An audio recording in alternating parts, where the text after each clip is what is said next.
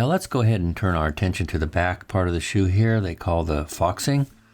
You see it has a rather interesting shape and form to it, but we're not going to really address that sort of accordion look just yet, but we're going to just kind of block it in for now. So I'm going to go ahead and hit N for new layer. I'm just going to call it foxing. There we go. And now I'm going to go to my pen tool, make sure my pen tool is highlighted here, and I'm just going to do something a little bit different. Click there.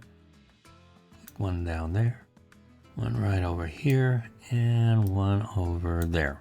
Just one big quad. And let's go to the back and take a look at it real quick here. And I'm going to bring this maybe right about there. Yeah. Okay, so I'll go back to my perspective view.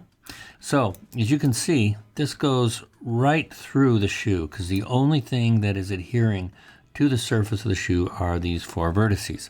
So I'm going to need to subdivide this quite heavily to, well, not super heavy, but enough to get close to this contour here. So I'm going to use the Add Loop tool.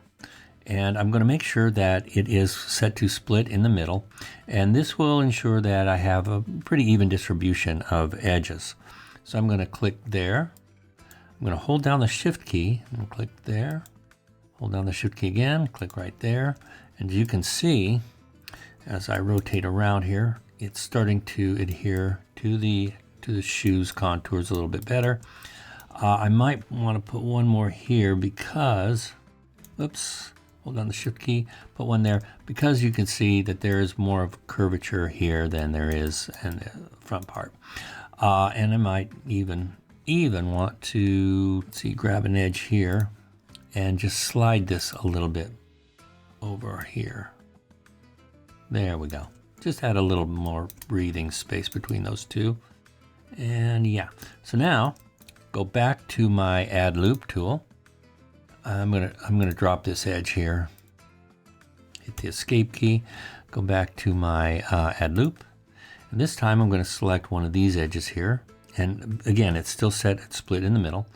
And I'll hold down the Shift key so I can add multiple edges there. And yeah, so it's starting to get to where we want it to be. However, I need quite a bit more of the horizontal edges. So at this point, I'm going to just start moving some edges around. Let's bring that down there. And that vertice. Try to keep your vertical edges as straight as possible while you're doing this as well. And let's see, let's go ahead and drag that edge out a little bit. And yeah, so this will help. All right. Now I'm going to go ahead and let's see, add some more edges here. Let's see, before I do that, let me go ahead and drag this edge down a little bit, just so I get some even spacing between these, a little more equal spacing. And again, just nudge your vertices if you need to, move them around. All right, so I'm going to go ahead and add a, now I could use a topology pen to create my new edges. However, I like using the Add Loop tool because I can split polygons in the middle, and that keeps my geometry and my edges pretty well lined up and saves me from having to go in later and shift a bunch of edges around to make things straight. So yeah. All right, I think that's good for the foxing area for right now. We'll pick it up again later and add more detail to it.